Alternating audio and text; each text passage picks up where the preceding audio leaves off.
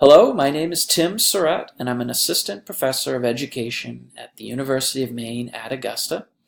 First, I want to thank you very much for agreeing to mentor, supervise, be the cooperating teacher for the student intern from UMA that you'll be working with, who will be doing their 100 hours of contact time with you in your classroom and in your school. I serve as the instructor to a course that is concurrent to the 100-hour experience. The title of that course is EDU 395 Field Experience. During that course, your student intern and all of the other student interns will be meeting with me several times, several instances over the course of the semester. Also, I'll be introducing them to several assignments that they'll be completing that are directly tied to the Maine Common Core teaching standards, and those assignments are very much embedded with what they'll be doing in your classroom, whether it's observations of you, observations of students, reflecting on those observations, engaging with students in small groups, individually, and eventually we do require our students to develop a lesson plan, implement that lesson plan, have a formative assessment or assessments embedded within that lesson that they also implement and deliver to students, and then an opportunity to reflect on their experience, designing the lesson, implementing the lesson, and any assessments that are tied in with that lesson. So it's important for me to communicate in this video the expectation that the student intern not only do observations but also actively engage in the classroom environment. There certainly is an observation component to the 100 hours, but we and that's me and other faculty at UMA, we encourage our student interns to actively engage, to work with small groups of students, to support students individually. So a student that's struggling during class that maybe needs to be pulled to the side and given additional instructional support. Opportunities for our interns to lead distinct portions of the class. So for instance, if you do a morning meeting in your class, if it's an elementary school and you do a morning meeting, perhaps at some point the student intern leads that morning meeting component. Or perhaps there's some other component of your instructional process that student could have some experience taking over and attempting. So again, there's an emphasis on observation, but we really want our interns to get that experience working with kids, working with you on various tasks within the classroom, both instructional tasks, classroom management tasks, related to assessment of students, and so on and so forth. If you have questions about that's one of the most common questions I get from cooperating teachers is, what should this experience look like for the student intern? If you have any questions about that, and I'll certainly be speaking with the interns about this at our first class meeting, but if you, the cooperating teacher, have any questions, as always, reach out to me with those questions and I'll be glad to help.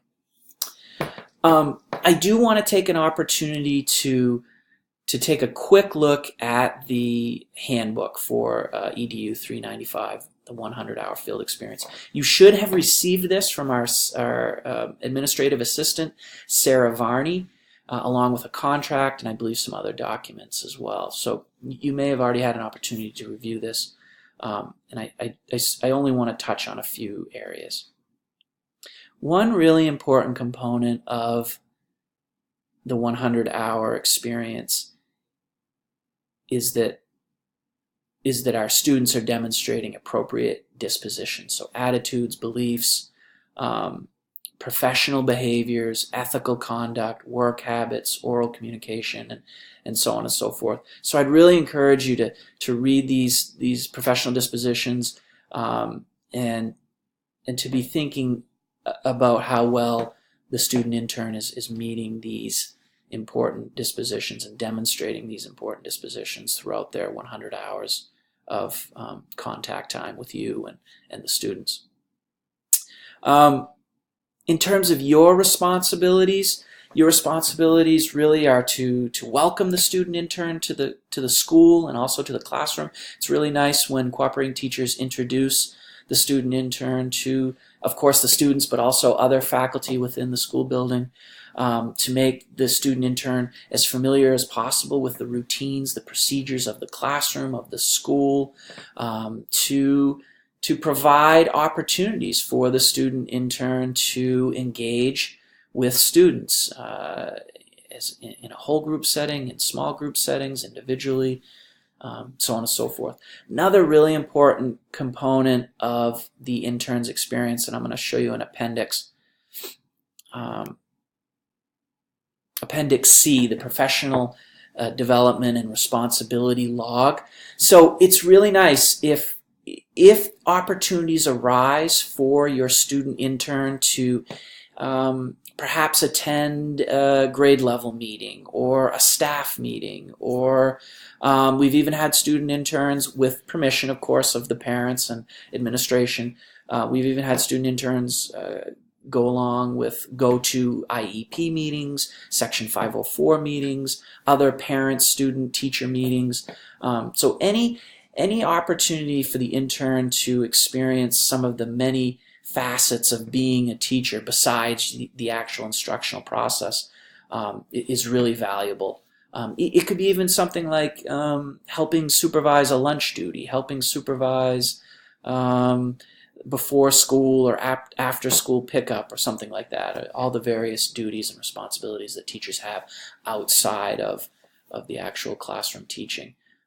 We love when our student interns have some of those experiences as well. There are 2 formal assessments that you will make that are tied to the Maine Common Core teaching standards and also those professional dispositions that I mentioned before, and I'll show you what that looks like. So the cooperating teacher, will complete this form on 2 occasions: at the midpoint of the semester, so right around mid to late March, and then at the end of the semester, so right around the beginning of May, first week or 2 of May. And this form will be coming to you from me. It'll be emailed to you well ahead of time, so you'll certainly have plenty of time. And it's a pretty straightforward form. Mostly it's just providing scores and then any comments and suggestions you have. I certainly encourage you to share this feedback with your student intern and make this a collaborative experience and an opportunity for the student intern to grow and improve based on that collaborative process. So that's that. Everything else are certainly, everything in the handbook is important, but I don't feel the need to go over it all with you in this video. If you come across something in the handbook that doesn't make sense, that you have a question about, please feel free to reach out to me. The best way to reach me, and I'll go back to the beginning of the handbook. Here's my contact information. So 621-3225. Also, feel free to reach out to me via my cell phone. That can be another great way to get a hold of me. That number is 207-731-6998. And another great way to reach me is my email address, timothy.surratt@maine.edu. You should be hearing from your student intern prior to the beginning of the semester. So the semester begins on January 22nd. We strongly encourage that our student interns get into your classroom and into the school as early as possible in the semester. So typically our student interns will pick one day or one full school day per week to come in to do their 6.5 to 7 to 7.5 hours per week. Some of our student interns will split that in half and do maybe one half day on a Monday and another half day on a Tuesday each week to get that roughly 7 or so hours each week. And this is important for students to get to that 100-hour total. It's really important that students get to that 100-hour total time that they're at your school by the end of the semester. And we want to stagger that experience. We try to avoid students doing too many hours early in the semester. We want it to sort of follow along the traditional 15 to 16 week semester and do a certain number, roughly 7.5 hours per week, or the equivalent of roughly one school day each week. If you have any questions about that, please reach out to me. Again, I want to thank you very much for sharing your expertise, for allowing our student interns the invaluable experience of being able to interact with your students, with you. And so, again, thank you. So that's all for this tutorial. Thank you, and take care, and I look forward to working with you.